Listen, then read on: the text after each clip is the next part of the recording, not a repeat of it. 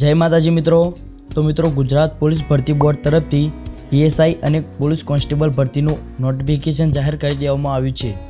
તો આ ભરતી વિશે તમામ માહિતી જેવી કે અગત્યની તારીખો, વય મર્યાદા, શૈક્ષણિક લાયકાત વગેરે આપણે આ વિડીયોના માધ્યમથી જોઈશું।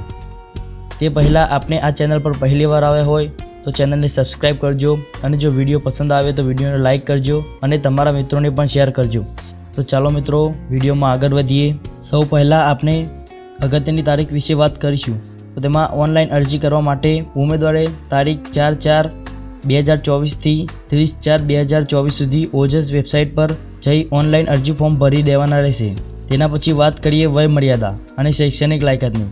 પીએસઆઈ માટે ઉમેદવારની ઉંમર ઓછામાં ઓછી 21 વર્ષ અને વધુમાં વધુ 35 વર્ષની હોવી જોઈએ। પીએસઆઈ શૈક્ષણિક લાયકાતની વાત કરીએ તો માન્ય યુનિવર્સિટીમાંથી સ્નાતકની પદવી મેળવેલી હોવી જોઈએ।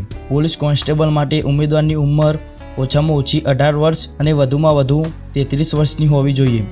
શૈક્ષણિક લાયકાત જોઈએ તો કોઈપણ સરકાર માન્ય બોર્ડમાંથી ધોરણ 12ની પરીક્ષા પાસ કરેલી હોવી જોઈએ। શારીરિક ધોરણની વાત કરીએ તો અનુસૂચિત જનજાતિના પુરુષ ઉમેદવાર માટે ઊંચાઈ 162 સેન્ટીમીટર હોવી જોઈએ, જ્યારે અનુસૂચિત જનજાતિ સિવાયના તમામ ઉમેદવારની ઊંચાઈ 165 સેન્ટીમીટર હોવી જોઈએ। તો મિત્રો, છાતી વિશે વાત કરીએ તો તમામ પુરુષ ઉમેદવારની ફૂલાવે વગરની છાતી 79 સેન્ટીમીટર હોવી જોઈએ અને ફૂલાવેલી છાતી 84 સેન્ટીમીટર હોવી જોઈએ। છાતીનો ફૂલાવો ઓછામાં ઓછો 5 સેન્ટીમીટરનો હોવો જોઈએ। મહિલા ઉમેદવારની વાત કરીએ તો અનુસૂચિત જનજાતિના મહિલા ઉમેદવાર માટેની ઊંચાઈ 150 સેન્ટીમીટર હોવી જોઈએ, જ્યારે અનુસૂચિત જનજાતિના ઉમેદવારો સિવાયના તમામ ઉમેદવાર માટે ઊંચાઈ 155 સેન્ટીમીટર હોવી જોઈએ।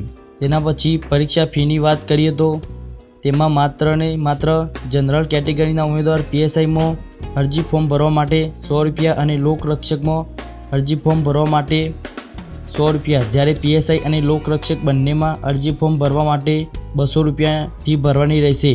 તો મિત્રો, ફી ફક્ત ને ફક્ત ઓનલાઈન જ ભરવાની રહેશે।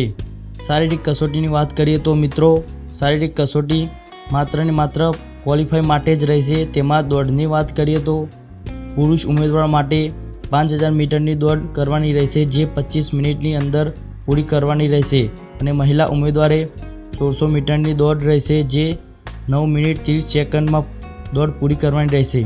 ત્યાર પછી એક્સ સર્વિસમેન માટે 2400 મીટરની દોડ 12 મિનિટ 30 સેકન્ડમાં પૂરી કરવાની રહેશે। તો મિત્રો, આવી રીતે ગુજરાત પોલીસ ભરતી બોર્ડ દ્વારા ઓફિશિયલ નોટિફિકેશન બહાર પાડવામાં આવેલું છે। તો મિત્રો, મળીએ આવા એક બીજા વિડીયો સાથે। ત્યાર સુધી જય હિન્દ।